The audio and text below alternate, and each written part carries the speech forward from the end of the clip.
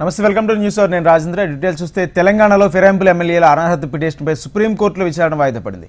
ఈ నెల 18కి వాయిదా వేసింది సుప్రీంకోర్టు. ఫిరాయింపుల ఎమ్మెల్యేలపై అనర్హత వేటు వేయాలని బీఆర్ఎస్ నేతలు కేటీఆర్, కౌశిక్ రెడ్డి పిటిషన్ దాఖలు చేశారు. అనర్హత వేటు వేయాలంటూ 10 మంది ఎమ్మెల్యేలపై సుప్రీంకోర్టులో వేరువేరుగా 3 పిటిషన్లు దాఖలు చేశారు బీఆర్ఎస్ ఎమ్మెల్యేలు. ఈ పిటిషన్లపై justice BR Gavai, justice Vinod Chandran ధర్మాసనం విచారించింది. కొంత సమయం కావాలని సుప్రీంను అసెంబ్లీ స్పీకర్ తరపు న్యాయవాది రోహత్గి కోరారు. అయితే ఇంకెంత సమయం కావాలంటూ సుప్రీంకోర్టు ఆగ్రహం వ్యక్తం చేస్తుంది. రీజనబుల్ టైం అంటే ఏంటని మరోసారి ప్రశ్నించింది. స్పీకర్తో చర్చించి వివరాలు అందిస్తామని కోర్టుకు తెలిపారు. ఇప్పటికే 10 నెలలు పూర్తయిందని ఆక్షేపించారు. తదుపరి విచారణను ఈ నెల 18కి వాయిదా వేసింది సుప్రీంకోర్టు.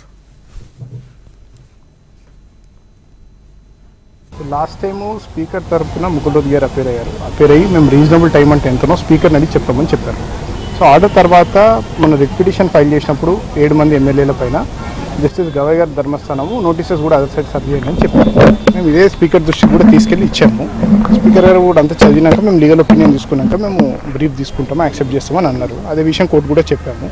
ఈరోజు స్పీకర్ తరఫున న్యాయవాది రీజనబుల్ టైం అని మేము కమిట్ కాలేము, కోర్టులో మేము టైం చెప్పాము.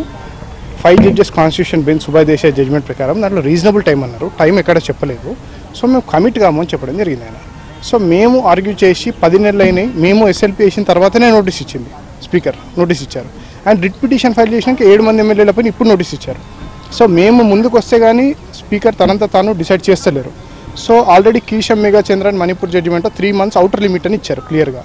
అది 3 జడ్జెస్ బెంచ్ జడ్జిమెంట్. అది ఈరోజు 2 జడ్జెస్ బెంచ్ కాంబినేషన్లో ఉన్నారు. మేము అదే ప్రెస్ చేయడం జరిగింది. ఆల్రెడీ 3 months అన్నారు. మీరు ఇచ్చిన నోటీస్ ఏదైతే మీరు చెప్తున్నారో కోర్టుకి, ఆ రోజు నుంచి మీరు డిసైడ్ చేయాలి 3 monthsలో. దట్ ఈస్ ది లా.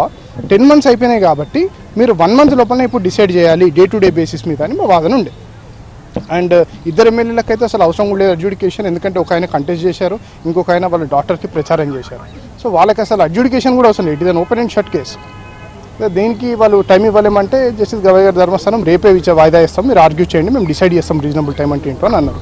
దానికి గాను వాళ్ళు 3 రోజులు టైం ఇవ్వండి, మేము కౌంటర్ దాఖలు చేస్తాము, కౌంటర్ చేసిన తర్వాత మేము ఆర్గ్యుమెంట్ చేస్తామంటే ట్యూస్డేకి పోస్ట్ చేయడం జరిగింది.